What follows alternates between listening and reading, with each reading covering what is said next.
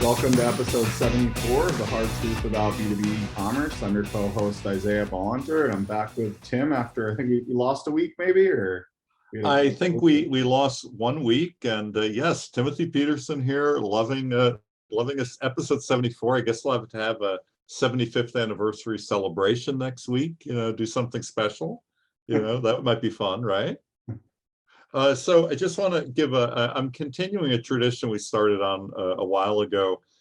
People who are avid listeners, are fans. So I'm going to give you a couple shout outs. Gunilla Halpern. She's someone I worked with many years ago. I found out she's a listener of our podcast. She works a big database company out in Colorado. So shout out to Gunilla. Also shout out to Rick Watson, who is a LinkedIn. Oh, really? Yeah, I know him. Rick is great. He's a listener of our podcast, I found out. Very happy to hear that. And let's see, I think there was somebody else. I can't remember if I gave a shout out to Pablo Pazmino last week. I may have. If not, I gave him 2 shout outs. So it's good to say hi to our fans. Shout outs, because not everyone's going to listen to every episode, and you never know. That's right. It's exactly it. And thank you to everybody. Also, Steve Feuerstein, a former guy I work with, former boss at another startup I work with. He's also a listener. So thank you to them and all of our many listeners. I'm just going to give a quick pause so that you can hear promos from our sponsors, and then we'll dive right in. Our first sponsor is Punch Out To Go. Punch Out To Go is a global B2B integration company specializing in connecting commerce business platforms with e-procurement and ERP applications.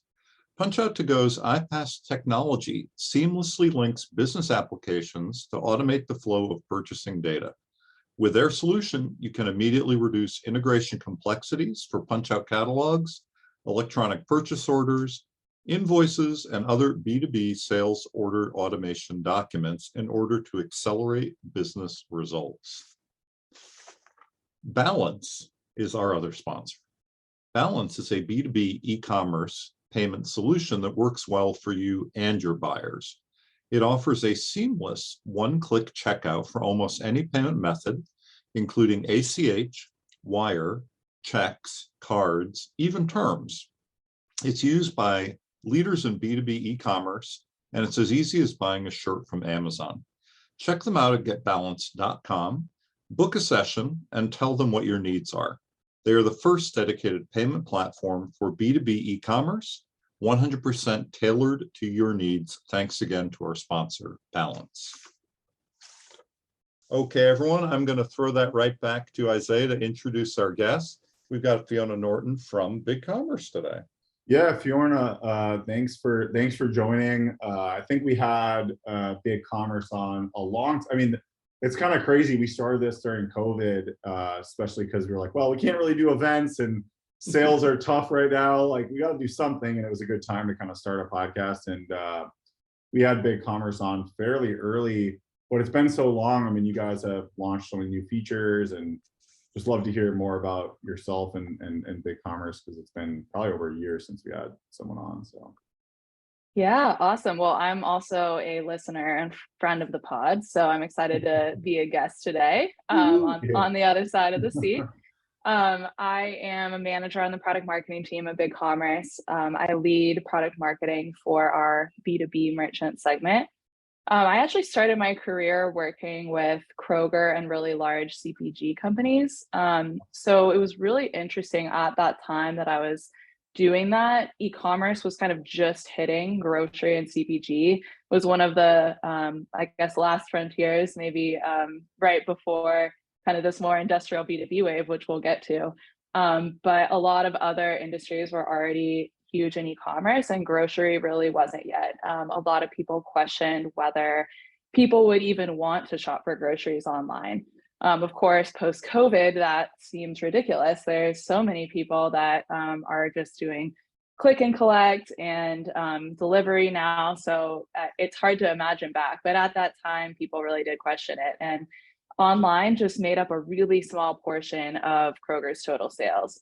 Now they're one of the biggest retailers. I think they're within the top 10 e-commerce retailers in the US. Wow. So that was just a fascinating time to work there. And I was working on their e-commerce transformation, kind of pushing forward strategy to move more of that massive business online. How are we going to get shoppers If you don't mind, interested? I have a funny anecdote for grocery, if you don't mind. But Yeah. I think it's a behavior thing, right? In e-commerce in general, right? People are just, you get comfortable doing a certain thing and you don't want to change. But even myself, I went to pick up groceries from Stop and Shop as like they had Peapod. I don't know if you heard of Oh that. yeah. Sure. I didn't actually know how to do the pickup because I'd never done it before, but you have to like call the number and it's like there. But I like went in the store, I'm like, how do I like pick this up? And she's like, you just call the number and we'll come out and bring it to you. Like I felt like I was like one of those like, non-tech savvy people that just like doesn't know how to like pick up the order. Yeah, you actually work in e-commerce, but Yeah, but the point is, I think it's a learning curve, right? Like you just kind of have to get comfortable with a new behavior, like one, just placing the order online, and then you show up and then you have to like call this number and tell them that you're here. Well, in the pickup area, I have a Stop and Shop near me as well, and there's a Peapod, of course, that they use, and there's a sign that has a QR outside in the pickup area, and it says, if you haven't done this before, scan this, and scan for instructions or something like that. And it's pretty great. There are like 6 or 7 parking spaces and a big QR code. See, I ignored the signs. That's the problem. I see signs and I'm like, I'm not gonna read that sign. Like, and then I was like, well, what do I do? I get it. Email didn't really say much in terms of what to do at the order, so I was like legitimately confused. But the point I'm making is, I think a lot of this is really just like a behavioral shift. And once you do it once, then the second time, I remember doing self-checkout, and I was like so intimidated by self-checkout the first time. I was like, feel confident I'm like a checkout master. yeah. Well, it's funny you tell that story, because I think that's the exact point I wanted to make. Like, I just became such a nerd about this behavioral change and like how impactful it is. And like once people do try it, it just becomes that much more natural, and a lot of times they love it. And I think that has a lot of parallels to B2B e-commerce today and what we're all working on, and not only from the merchant side, but from their end customer side too. And so just through that experience, I got really excited about big changes that were happening and getting to be on the other side of that now at BigCommerce, and actually building the platform, the technology for brands like Kroger and others to actually go online. That's been really exciting to be on this other side. Yeah, that's awesome. So tell us about what BigCommerce has been up to on the B2B side. I know you guys made some recent launches, and what's kind of the latest, I guess. Yeah, absolutely. So I've been working on B2B at BigCommerce for 2 years now. When I started, it was, we had a lot of B2Bs flocking to BigCommerce because our platform is just a really good natural fit for them, but we didn't necessarily have purpose-built B2B functionality as much within the platform for them. But because we saw this big wave of B2Bs just naturally coming, even without the product, without the marketing, we saw a huge opportunity. So started out with that market research on what do we actually need to go build, and what do B2Bs want to see. And then last year we launched B2B Edition, which brought a lot more B2B specific functionality to BigCommerce. And since then, we've just been ramping up, thinking more about our future roadmap, what other features we want to build in, integrating that B2B Edition closer in with BigCommerce's core, and just hiring up a pretty big B2B team now. So it's been really exciting to see kind of how we've shifted from, B2B is this side thing we do, to B2B is a core focus of the company. And I think another piece of this is it's not always that separate from B2C. And so we've started to think about it a lot more holistically.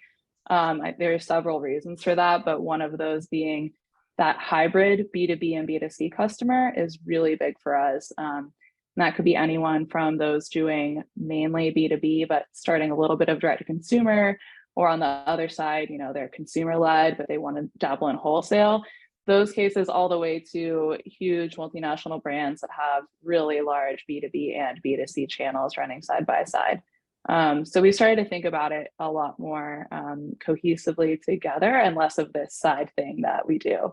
And Yeah, that's I been mean, really cool to see. I really think that B2B, and we had a mentor that talked about like really its complexity, right? And that's really the difference. And I think that B2B companies, especially, or B2B/B2C or whatever you are, instead of thinking of it as like, oh, B2B is so different from B2C and you have these like different silos, it's about like, how do you give your customers the right experience? And it's like a spectrum of complexity. So you have like maybe some customers that just want to buy like the simplest thing and it's just like add to cart and buy it. And it's a very simple experience. And then there's like a level above that where maybe they get like special pricing or there's some sort of B2B aspect to that. And then you get to the extreme level where it's like request a quote and then like, or you have like this like company level hierarchy within the ordering process and, you know, purchase order and all sorts of LTL where it starts to get more complicated with like the shipping and things like that. So it's really Right. more of like a spectrum. And I think if companies did a better job thinking about where they are in the spectrum and like how much they want to appeal to different people on the spectrum, they probably have more success versus just being like, oh, it's this B2B, we're not B2C, so we can't do that. And you know what I mean? Exactly.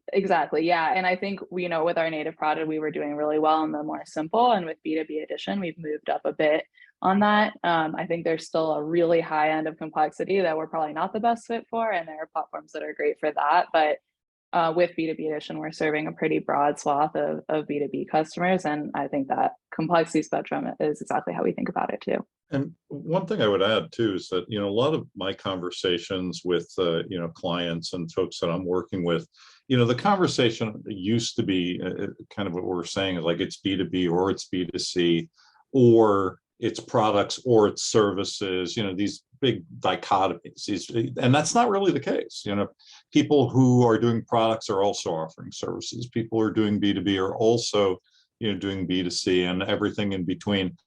So really, we're trying to find new terminologies and just saying, okay, it's commerce, right? And that's something that we've talked about a lot in the context of Trellis. You know, it is commerce, right? And then what types of commerce are you, you know, engaging in? What are you doing and how are you doing this? What's automated? What isn't? What are the touch points? And it's become a better conversation, really. And I think it's just opening up a lot more opportunities for people.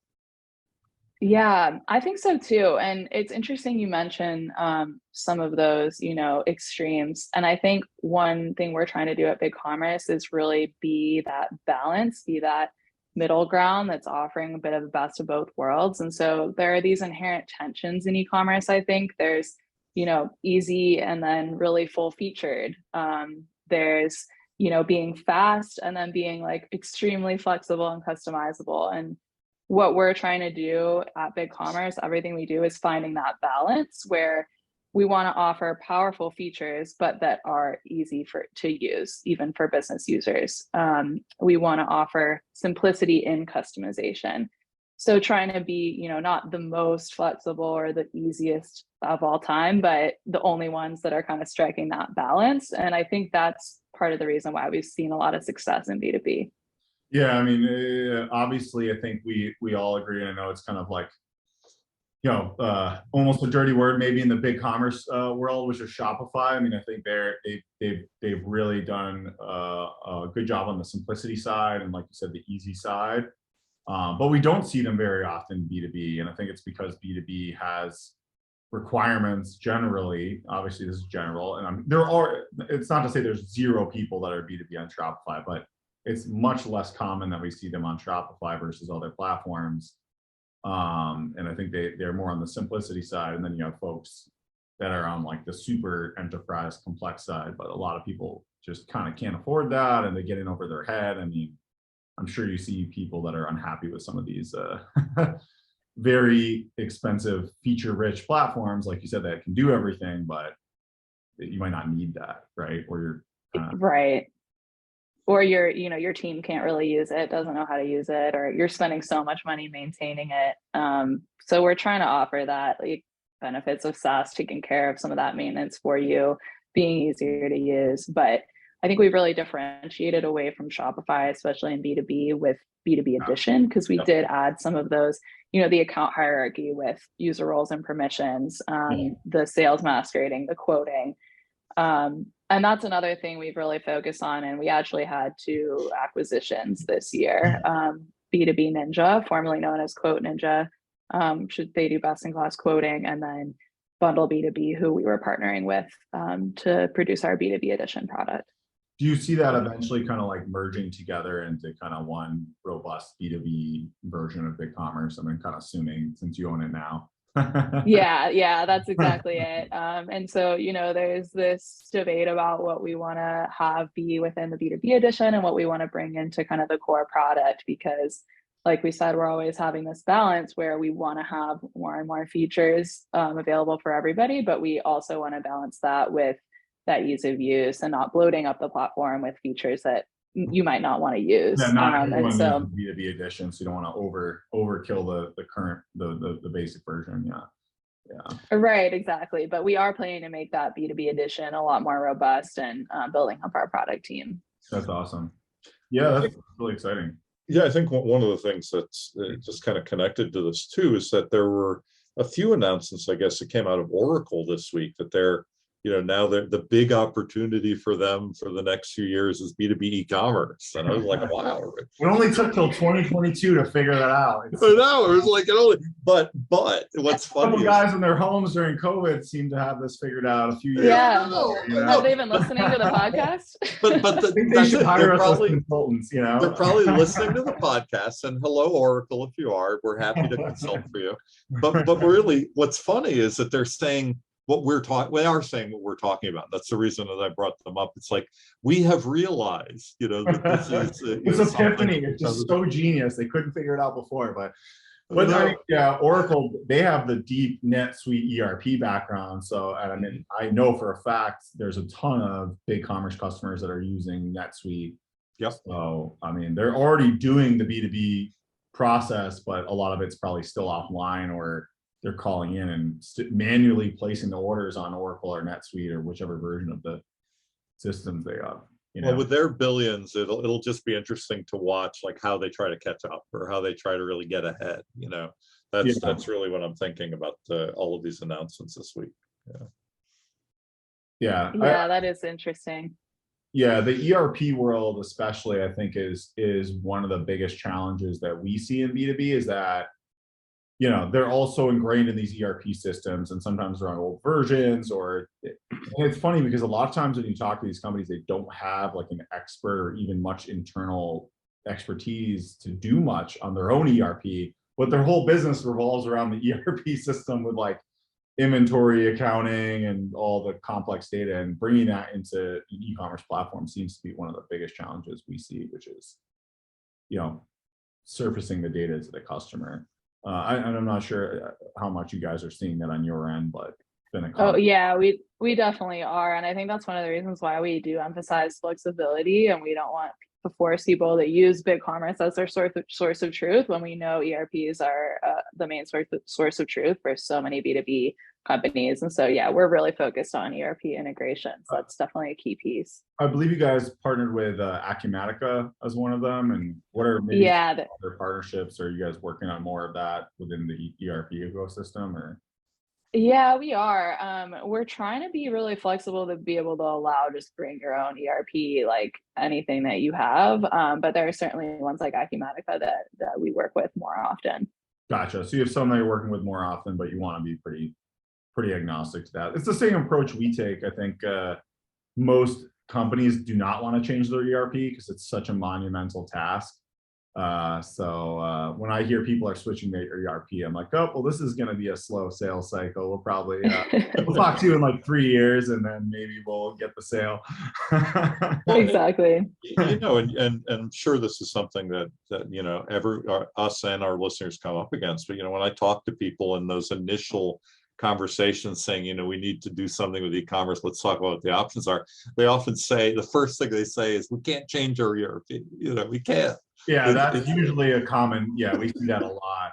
Are you guys building any stronger partnerships with the integration partners like Celigo, or doing more stuff yourselves? I know kind of you're already doing that with Acumatica, but are you trying to kind of make that piece, that I know the APIs is a big focus of you guys. You guys have like really strong APIs and GraphQL. So I guess what's the angle that you're kind of taking to make this better for everyone?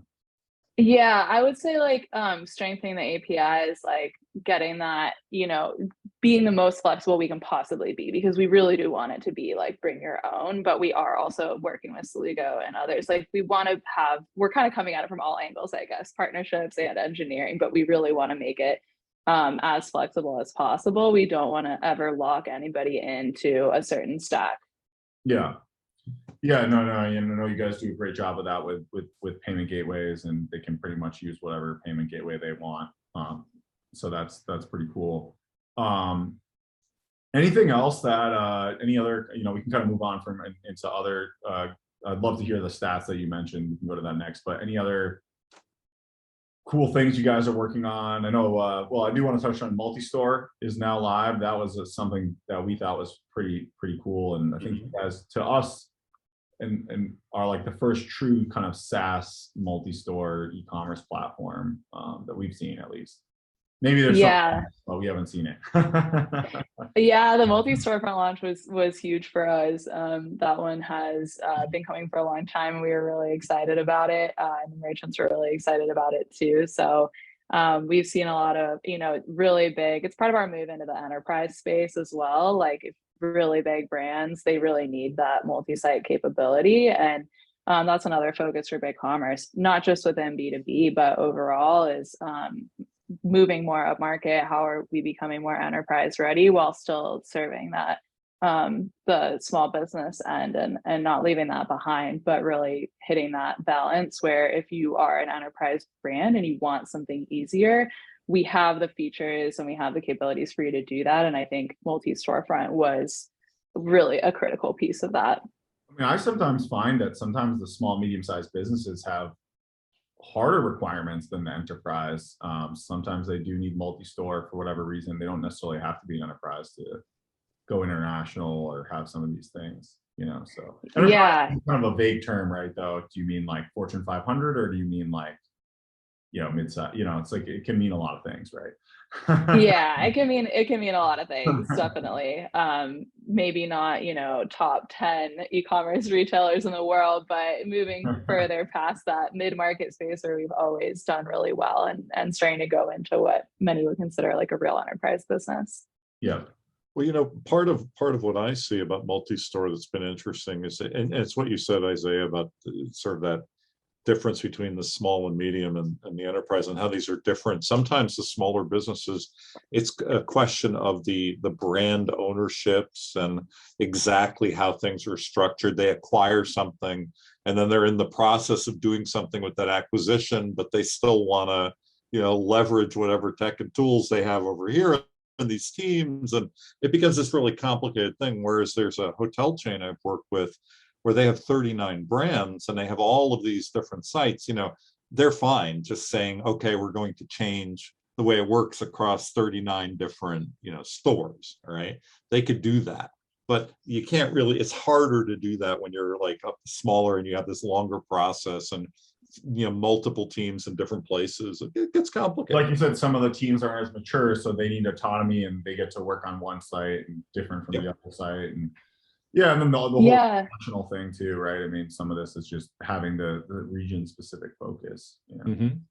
Yeah, absolutely. We've seen a lot of growth in the EMEA region, especially, and so having that multi-site capability is really, really big in Europe, where they're serving a lot of different countries, having to have a lot of different currencies, different products available for each country.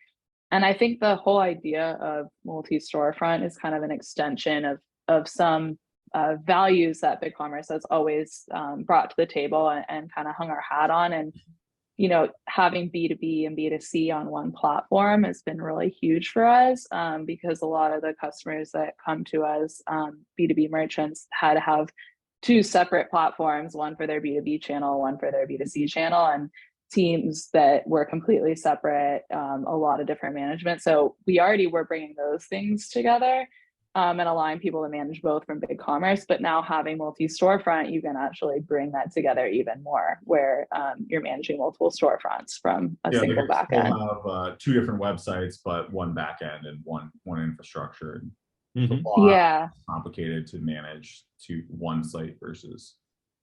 Yeah, I think multi-site sounds complicated. We're kind of really it's like multi front end, right? You have two different kind of front end experiences, but it's really one site in the sense that the software is all pretty much the same, you know. Yeah, yeah, exactly. Multi-storefront is how we refer to it.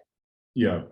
So tell us, you guys did this recent survey. Could you give us some information about that and kind of talk about that? 'Cause it's pretty interesting. Yeah, so we did a market research study, not just of BigCommerce merchants, but a broad sample of B2B merchants across all platforms and even offline, or those that were really new to online. Maybe they had an online presence, but just non-transactional catalog, for example. So we got a really good look across the broad swath of B2B merchants out there, what they're interested in. One of the most interesting findings that we learned is that we asked them, what's your top priority for the coming year? And just hearing the things that they care about most, I think was really fascinating.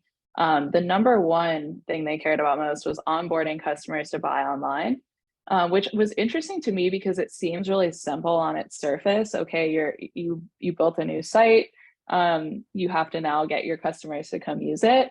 But that's actually a really big challenge for a lot of B2Bs for multiple reasons. They could have customers that are just more set in their ways. They're used to ordering on the phone or directly with their salesperson calling on them, and they just don't really want to change what they're doing. They don't see a problem with it, or their sales team, the merchant sales team, might not really be pushing it because they're afraid that it might, infringe on their job, because now e-commerce is selling the products by itself, and it's not necessarily that relationship based thing that they're used to. So that's been a really interesting concept for us to dive into and try to help merchants with, is actually, once you launch your site, getting your customers to use it. I think it starts with the culture, right? I think a lot of companies, they're scared to change their culture and be like, okay, we want our customers, like the first thing is like, do you really want your customers to buy online? And I feel like when you really dive in, they're not actually gonna force much change. So that's the first step. It's like, if you really believe in it, you gotta kind of, like, we had a company that was pretty successful at B2B commerce, and what he told me was that he just forced his customers to do it. They basically were really aggressive about training their customers, making them order online, having the sales reps, having the customer service push them online, so that, especially things that don't require like consulting or a sales rep, if it's just like, hey, I want to place this order, it's like, okay, you can do that online, like you don't need to call me. They were very aggressive about kind of forcing their customers to buy online, unless obviously there are times you need to call a sales rep and there's something that goes beyond probably just placing an order, right? But that, to me, it's like, I think a lot of companies are just scared to like go that deep into pushing their customers to buy online, and then people just do it automatically, which is just not reality, Well, I think a lot of it does start with the merchant sales team, because like you said, they already have those relationships in place. And so if they're the ones to, train their customers to do this, and, convince their customers that this is going to make their lives easier if they do this. So there's kind of two layers. There's the e-commerce team, or whoever's doing the implementation, convincing their sales team that it's a good idea. And then there's the sales team kind of convincing the customers. And when you're the merchant who's trying to convince your sales team to get on board with this and get excited about it, some of the interesting ways I've seen that happen is merchants really training their sales team on the fact that this is not going to take from your job. This is actually going to add to it. And this is how, like, you can use sales masquerading tools to go in and help your customers. You can, it can really add to the product availability and selection that you have available to your customers to like help them even more. And it can still be tied to you. And so some of the most successful companies I've seen have shown that, hey, the salespeople who are really adopting e-commerce and using it as a tool are actually selling even more than they used to. And then other salespeople follow on. Do you have any good example? I mean, you talked about a high level, or share any more detail on that, or I don't know. Yeah, I guess you can't say who the customer was, or I don't know. But love to dive into that more, because that's yeah, for sure. I can talk a little bit more detail about it. So one example is like a really big building supplies company, and they have branches. So they have they previously really only sold in person, and they had big commercial customers. So their sales reps in the store had relationships with contractors in the area who would come into the store to buy what they need. And when they launched e-commerce, like some reps and some branches kind of took that on with more gusto than others. And the ones that did realized and saw that, hey, now I can offer so many more products than I was able to offer on my floor. Now I can offer these niche products that before I didn't have space for on the floor because they weren't moving enough. Now I can help my customers reorder really easily. So if they're out and about, they'll reorder from me instead of going to the next closest competitor who happen to be Oh, physically wow, yeah, closer. that's interesting. Like, how much business are they losing because hey, I Yeah, need this little bolt and I can get it at like Home Depot or something, but they can't exactly. find it. Yeah. Well, And even I'll, oh, go taking that ahead. to the next level with subscriptions too. And that's another big thing in B2B, and just making that, quick reorder buttons. Hey, you always order these things, make it really easy to have that shopping list and just hit one button and you can buy it all again. Well, part of what I was going to say is connected to that. It's not the subscription and the reorder, but it's also the service plans, which is a big deal for certain kinds of things in B2B. Let's say you're getting supplies for a restaurant or for a hospital or whatever.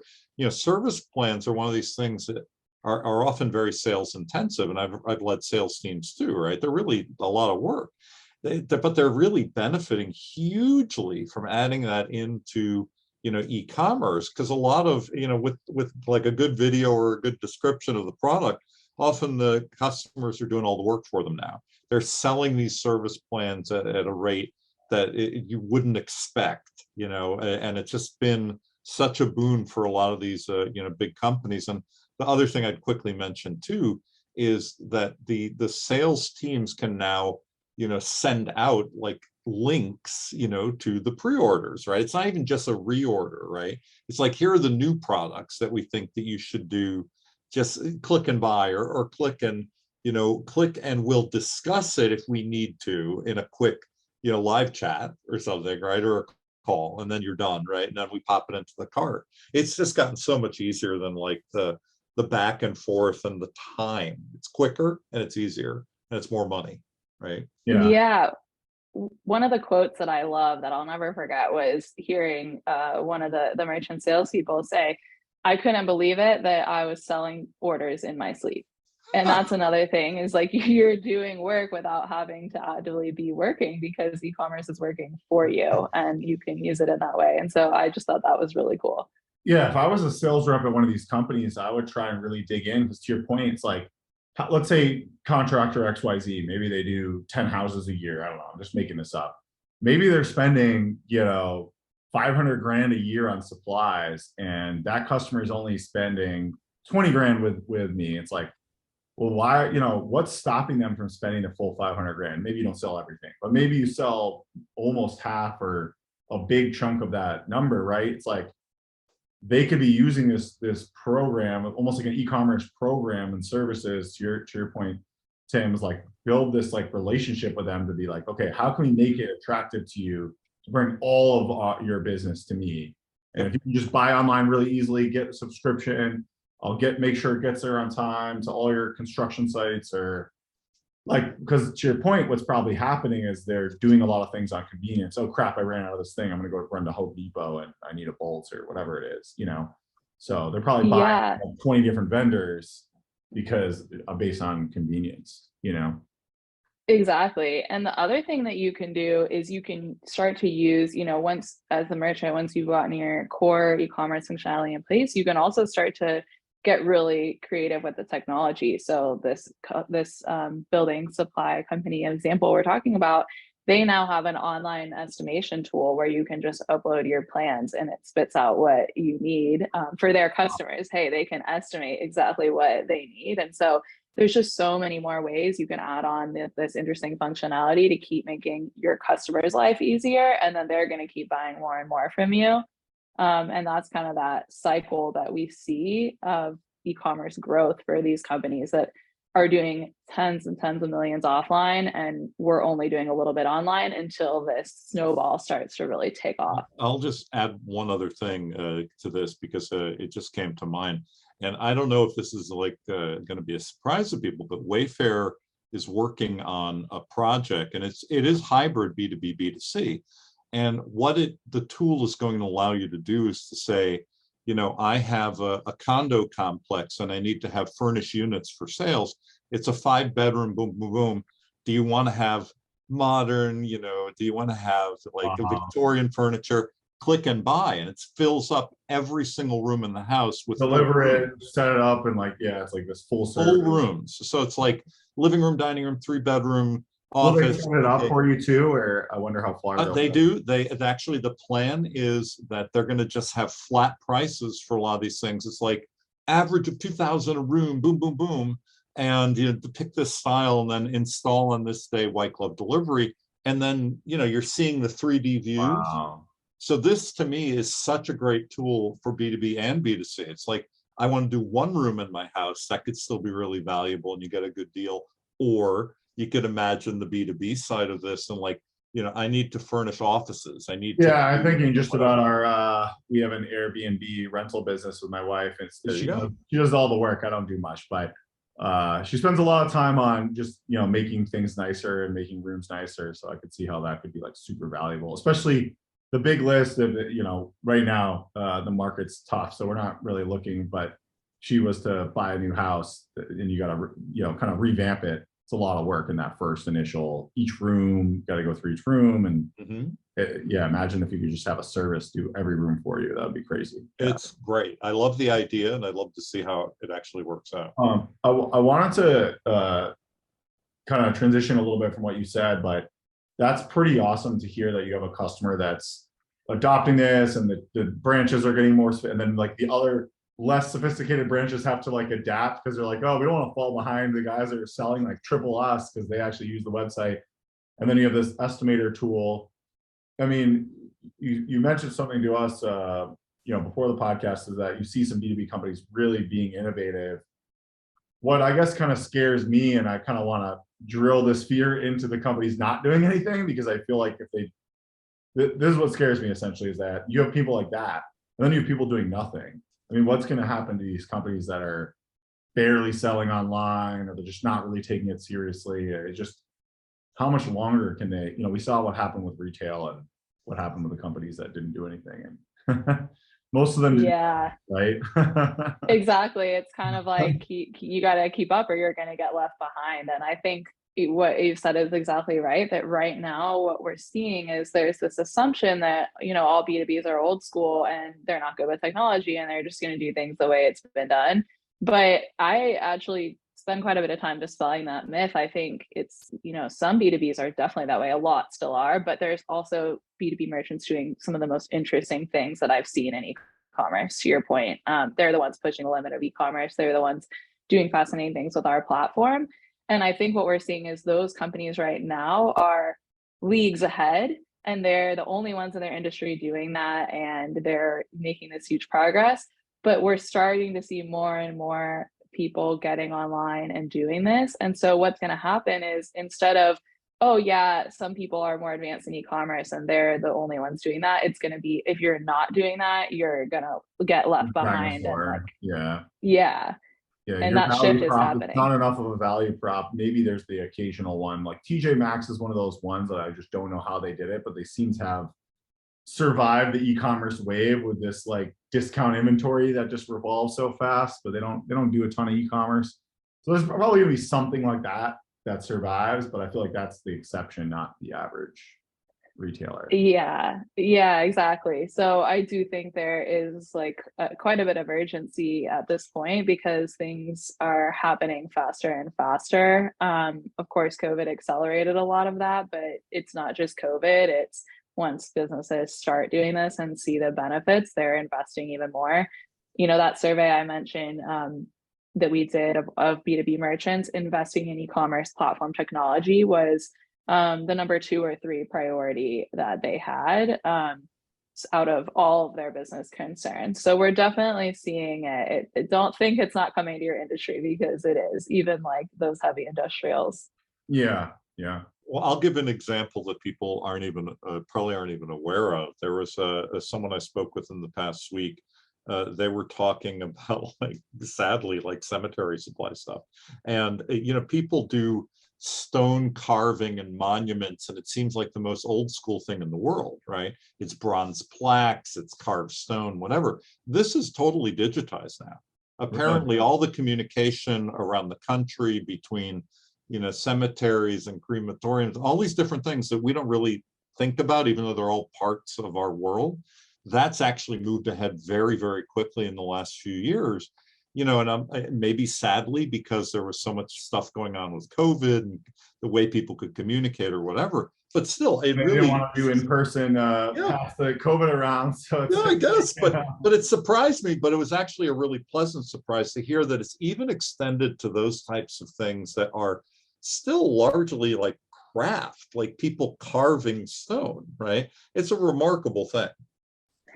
Yeah, I do think a lot of this is happening faster than people think. I mean, I'll go back to that Kroger example. Just a few years ago, hardly any, a negligible portion of their total sales were online, and now they're in the top 10 retailers for e-commerce. Yeah, I mean, it is a few years. Old reports, they were definitely not in the old reports. Nope. And I want to say it was like JC Penney was up there. They're definitely not in the top 10, right? I don't think they're even close anymore. No, was A&P Supermarket on there back with Amazon, Apple, Walmart? I think those guys. There's a few guys. Sears, JC Penney. Yeah. Oh my God. Well, even Walmart. Staples was in the top 10 for a while. I think they've dropped off from the top 10. They're probably still up there in total online sales, but to your point, like these Kroger guys who are, Fortune 50 or Fortune 10 or whatever, they're obviously not stupid, like they, right. And I think if you're a small company, even more reason, even more urgency, because the bigger companies are starting to do this now, and you don't want to get left behind. So I think there's urgency for smaller players to start investing. Is like, at what point are we all just working for the Fortune 500, right? Like, yeah, and I don't think any of us want to see that. So yeah, we gotta do you help. work for Amazon, Walmart, or Target, or like, that's part of what I did want to accomplish with this podcast is like.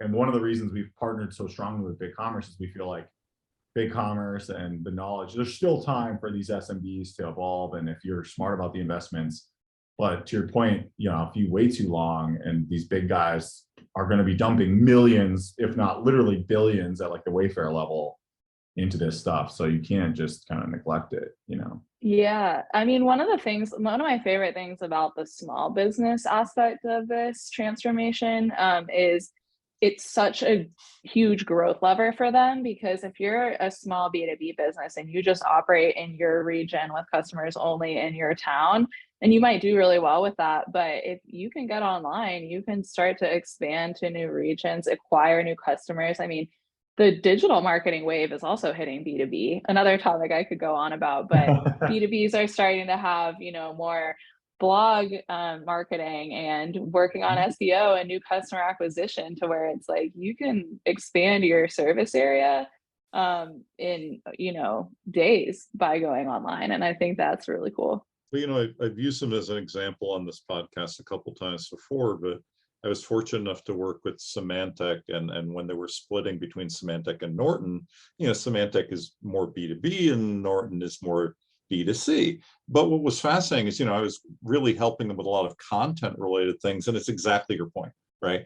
They realized that they could grow B2B extraordinarily well, like through blogs and through all of these very specific, content worlds that did allow for commerce, where people are purchasing different kinds of security plans and what have you. And it was, I don't know how many dozens of sites they ended up putting up, and this was a few years ago already. It's really moving well for cybersecurity, and that whole area is great.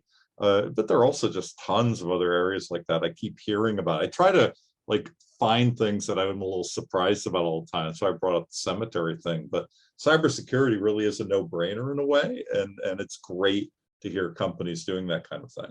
Yeah, I think digital marketing and B2B has got a lot of opportunity. Just one of our favorite customers, small business, they had acquired, he's definitely savvy. This isn't his first time doing it. He acquired a business on BigCommerce, wholesale, distribution kind of business, B2B. And the first obvious, the Google ads was like a disaster. Like it was clear that it hadn't been like optimized at all. And just by fixing and kind of improving on Google Shopping and Bing, like his numbers just skyrocketed. It was pretty insane within like months. Yeah. Yeah, and I think there's kind of this established playbook for customer acquisition in B2C, but it hasn't been that way in B2B. And so once B2Bs are discovering these tools, they are improving their business so much with stuff like that. And I have friends and family members working in really B2B type industries like industrial display technology and things. And now they're doing educational webinar series and attracting new customers that are learning about them from these videos. So there's just a lot of stuff that B2Bs are starting to take out of the B2C playbook and kind of make their own. Yeah. One of the companies that I heard about it, I want to say they're just called something like Store Display Inc. I mean, they have a very straightforward name, but it's exactly what you would imagine. They make mannequins, they make glass cases, they make rolling racks, for whatever, anything that a retail location might need. They started doing TikToks among other things, which was kind of surprising and weird, but it's like, look what you might see in one of our cases. And they would find all of these clients of theirs who were showing like funky jewelry or clothing or whatever in their display cases. And it just made it far more interesting than you would guess. And all of a sudden they have name recognition and all of a sudden they get new clients. So it really is fascinating just watching that loop continue to happen, because it's like B2B's store display on TikTok. When you just say it, it's like, what? But then they did something great with it, Yeah, that's a really good point. And I get asked a lot from B2B merchants, how should I be using social? And I think it depends. Obviously, every B2B business is so unique, but we do see a lot of, okay, you're actually trying to inspire your customers by showing what that finished product could look like for their end customer. So similar to the store mannequin example you said, Gildan is one of our customers. And they're, a huge brand, American Apparel, Comfort Colors, Gildan name brand, all of that.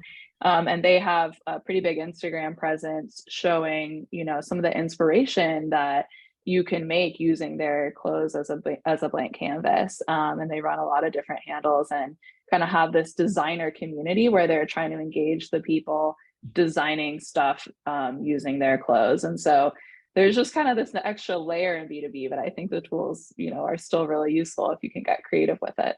Yeah. Yeah. I mean, I think also just like simple things like LinkedIn is still really effective. But what I think B2B hasn't quite figured out well enough is like, you kind of have to build your personal brand. And it's not something that I think a lot of B2B, especially like industrial manufacturing companies, are comfortable doing. Like, hey, I gotta like promote myself on LinkedIn. and I've actually started. Yeah. I've started to see more of that actually, with people, these industrial brands just getting more fun with it, like showing, their staff in the warehouse, goofing around, kind of showing their personality. And to our point about relationship based, kind of bringing that personal aspect online too. So I think it's really interesting to see how they're using that. Do you have any good marketing stories of something that you thought was really impressive from a customer or just a B2B business? You're like, that was really cool, or they did a really good job in a certain way? I might have to think about that one. I can't think of something else. See, we wanted to put you on the spot. Yeah, but it doesn't have to be anything. I mean, even if it's just like they're doing a great job with SEO or Google Shopping or something like that, that is really taking off. That's some of the stuff that we're seeing is just basic stuff, but it's just doing it well, right? Google Shopping, Bing. Bing ads are actually, we're seeing huge return because no one advertises on Bing. Very profitable. Yeah, very small audience, very profitable. Yeah. Yeah, but it's not even that. I mean, it's like 10-20%. It's like a decent enough audience for still a big chunk of people, but the ROI, the bids are so much lower than Google that we're getting better ROI. Yeah, exactly. I do think a lot of it is just it's simple stuff executed well, or it's creativity in B2B where there hasn't been before. So one of my favorite customers is Tigris, and they're kind of in the industrial supply space, and they've been having a lot of fun with their LinkedIn presence, and they're the ones doing kind of what I mentioned of showing their team a little bit more, getting more personal. They have a series where they'll take pictures of their products around the world and different places. Customers will send them in and show how their products are being used What's in the different company called? countries. How do you Tigris, Tigris? How do you spell that? Just so I can Tygris. see. I would not have guessed that. Yeah. Tygres, you said? IS. IS. And what do they do? What kind of supplies? It's like industrial, like glues and like lubricants. Mm-hmm. Oh, so yeah, And they like do real cleaning factory. supplies too. Yeah. Aerosols, food safe, grease and oils. Mm-hmm. That's the thing about a lot of these businesses. Not stuff that you think about on your day-to-day life. Maybe if you Yeah, work and in they're a restaurant or something, you know. But yeah. Yeah, they're really advanced in their industry. And they were another story of kind of COVID transformation where overnight they had to really reinvent the way they were doing business. And they have some really big goals that are happening pretty fast for them now that they're online. They previously only serviced in the UK, they're expanding internationally now. I So see they're in Scotland, right? they I are. find that a Yes. lot of UK European companies are ahead of a lot of the US companies. I don't know. That's exactly right. Yep, that's what I see too. A lot of the biggest, most interesting customers we have in B2B are in the UK or in EMEA in general. What do you think that is? Do you think it's just that culturally they're further ahead and people are more accepting of e-commerce there? I wonder why that is.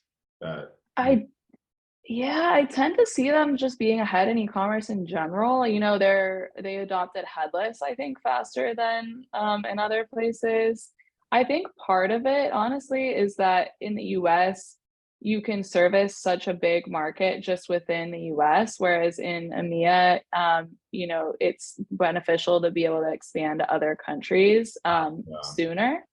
And so I think that's a part of the reason why they're adopting online is because they're realizing like, hey, I can now, you know, more easily offer these different currencies and these different product selections and start going into other Yeah, countries. there's a lot to be said for that because I was working with a company based in Sofia, Bulgaria a while ago, and they were a pretty great company doing apparel and whatnot, but they were really just Bulgarian, right? And their whole idea was like, well, you know, we got to break out, we got to like do more, and it's got to be probably not just Europe. We're probably going to go global. We'll figure it out. So, you know, they knew that they couldn't just stay in that one, you know, community and really explode in the way that they wanted to.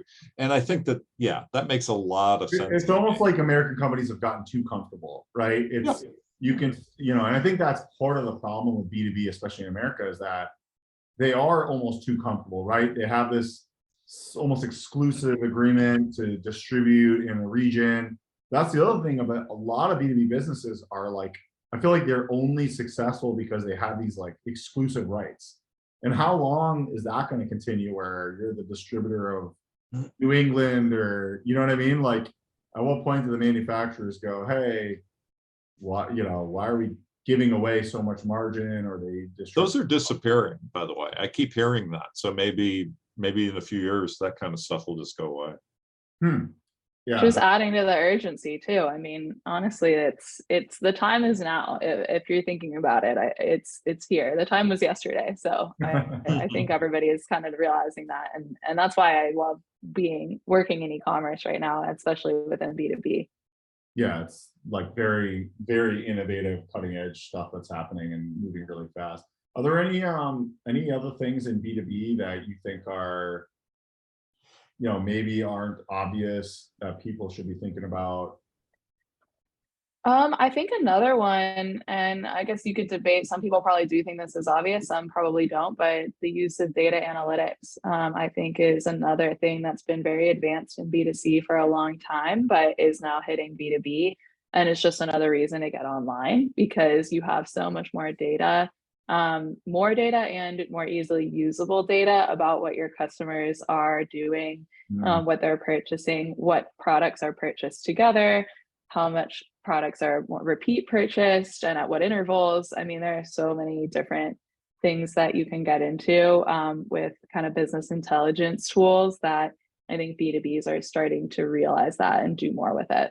Yeah, that makes a lot of sense. Like with the e-commerce data, I think you guys have an integration with BigQuery. You could do all this data science and find out so much about the customer. But if they buy offline, you really only have that one customer interaction, and it might not be. It's almost like not a data point. It's an anecdote from the sales rep, or in store. You know, it's pretty hard to track what they actually did, but you don't know all the things that they were thinking about. You know. Yeah, exactly. You're able to actually track those purchases over time and like see patterns and when new things are emerging, or new products or new product categories, you can kind of see them becoming bigger and shift your focus to those, I think, a little bit more than it when you don't have that and you're just relying on historically these things have always sold the best, but you might be missing something. And so that's where we see, data starting to play in. It also kind of feeds back into this circle because then you can use that data to improve your e-commerce, improve your personalization on your site, recommend new products to your customers that they've never thought of before. So we kind of just see that as a big loop. Yeah, this we didn't really, that's a whole nother scary topic, artificial intelligence, machine learning, that's getting, the search add-ons that the partners you guys have, they're getting better. So searches, like the more data you have, you can leverage all these different tools in terms of machine learning. And you're right. I mean, I feel like that's another reason where if you fall too far behind, it's like you can't kind of catch up to that self-fulfilling prophecy of all this data kind of improving itself, basically. Right. Like the more data you have, you kind of have a leg up on your competitors. So the sooner you can start taking advantage of that, the better. So that's definitely another trend that we see is really big. Yeah, and I'll just throw this out there for our listeners. For B2B in particular, I was talking with, this is a company that was a restaurant supply company, and I'd spoken to a few other folks recently, but they're spending a lot of money on analytics lately, and part of it is just to understand, well, where are all the restaurants in the country, right? And they didn't actually have this data even as a restaurant supply company.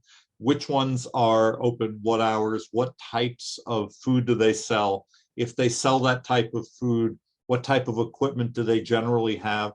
The business has been around over 100 years, right?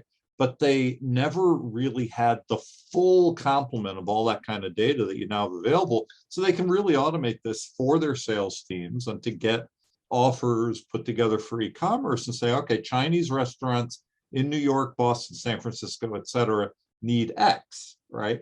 And it was more like in the mind of the salespeople and these price lists. And it's just so great to see people doing that kind of stuff now.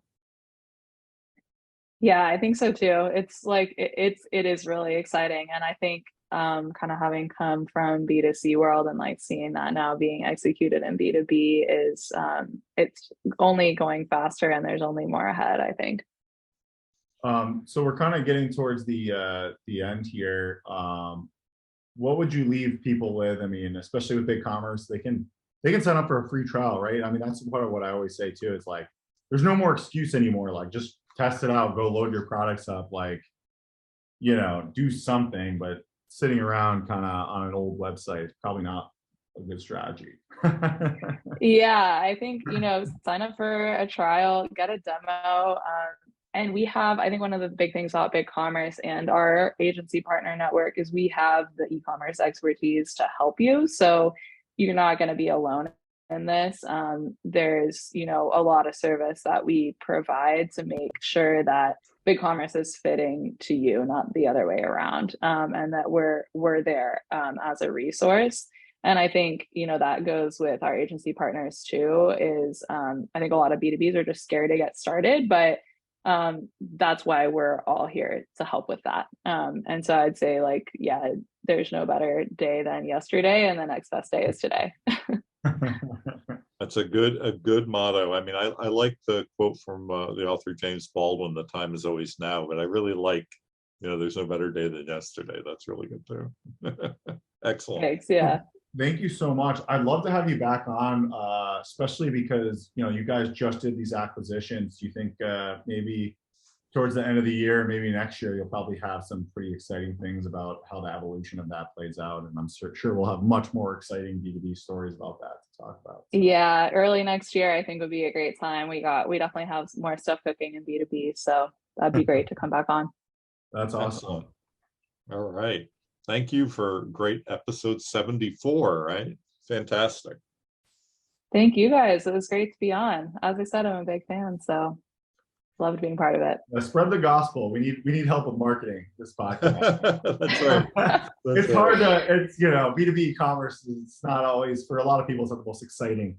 It's not Joe Rogan, right? So we're not on the top list. But we got ranked, something popped up on I don't know how they found me. It's some spam, but they said we were ranked 54th in technology, some list. So I believe it. We're somewhere on a list that's kind of important. We must be in the top 3 of B2B e-commerce podcasts. We're number 1. Yeah. I know that for sure. We're number 1 for B2B e-commerce. That is 100%. The problem with the B2B e-commerce podcast segment is pretty small. I think we're number 1. I think we are. We're like the Bulgaria of e-commerce, right? That's why we're going to expand into these other countries. That's it. Yeah, well, my playlist, we got Pivot, we got Vergecast, and then we got you guys. So I think it's at least it's coming up. Thanks, Fiona. Thank you so much. Great. Yeah, good to talk to you guys.